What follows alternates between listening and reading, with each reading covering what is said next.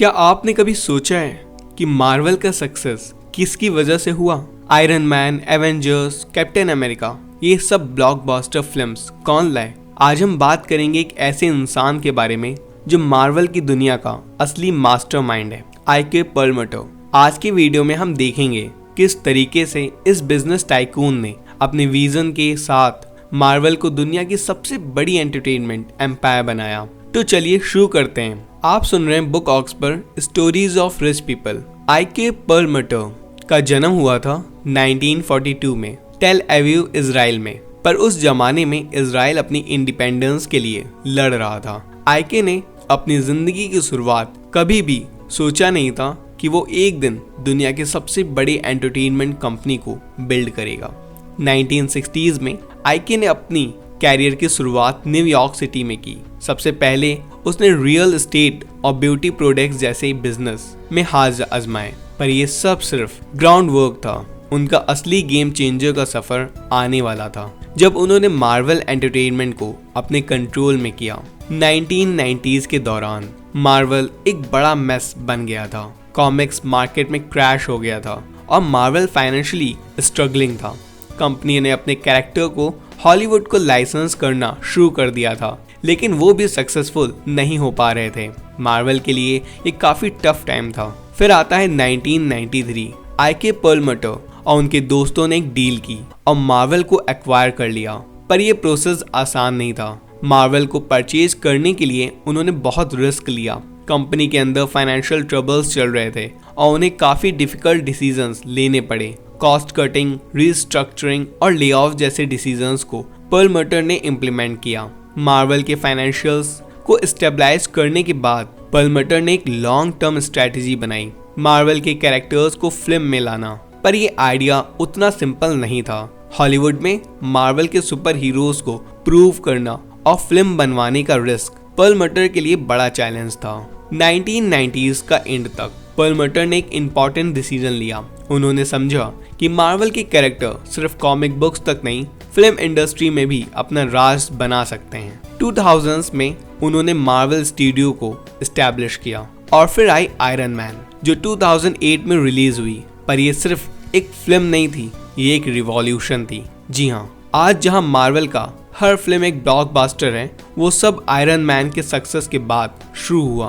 परलमुटर के विजन के साथ मार्वल स्टूडियो ने अपने कैरेक्टर को ऐसे कंट्रोल में रखा। उन्होंने लाइसेंस करने का जो ट्रेडिशनल मेथड था उसे हटा के अपना सिनेमैटिक यूनिवर्स बनाया, और ये यूनिवर्स ऐसे ग्रो कर गया कि आज मार्वल का नाम हर घर में है। अब आते हैं the Disney acquisition and the empire growths. 2009 में डिज्नी ने मार्वल को $4 बिलियन में एक्वायर किया। ये मार्वल का गोल्डन मोमेंट था। डिज्नी के साथ मर्ज होने के बाद परलमुटर ने स्टिल अपनी पोजीशन मेंटेन की, लेकिन उनका रोल स्लोली कम हो गया और डिज्नी के एग्जीक्यूटिव्स के साथ उनकी फ्रिक्शन बढ़ गई। फिजी, जो मार्वल स्टूडियोज के हेड हैं, उनके साथ उनकी इंटरनल कॉन्फ्लिक्ट भी आई थी। परलमुटर का लीडरशिप स्टाइल काफी कंट्रोलिंग था और फिजी की क्रिएटिव फ्रीडम को थोड़ा चैलेंज करता था, पर इसके बावजूद मार्वल ने अपने सिनेमैटिक यूनिवर्स को एक्सपैंड किया और डिज्नी को ग्लोबली डोमिनेट कर लिया। The Avengers, Black Panther, Avengers Endgame, ये सब फिल्म्स परलमुटर के इनिशियल डिसीजंस और ग्राउंड वर्क पर बेस्ड थीं। Struggles with control and management. Perlmutter का लीडरशिप स्टाइल काफी टफ और कंट्रोलिंग था। वो हर छोटी बात को क्लोजली मॉनिटर करते थे।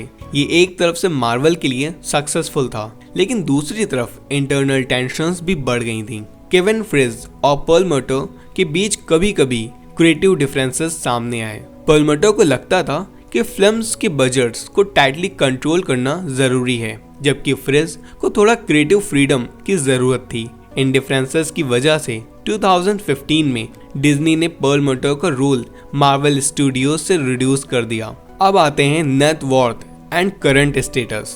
आज आईके परलमुटर का नाम सिर्फ मार्वल के साथ नहीं, उनकी वेल्थ के लिए भी जाना जाता है। उनका एस्टिमेटेड नेट वर्थ है $3.2 बिलियन। जी हाँ, आपने सही सुना, $3.2 बिलियन। जब उन्होंने मार्वल को एक्वायर किया था तो उनका विजन था कि कंपनी को एक ग्लोबल एंटरटेनमेंट पावर हाउस बनाया जाए, और आज मार्वल के कैरेक्टर हर जगह हैं, मूवीज, कॉमिक्स, थीम पार्क्स और टीवी शोज।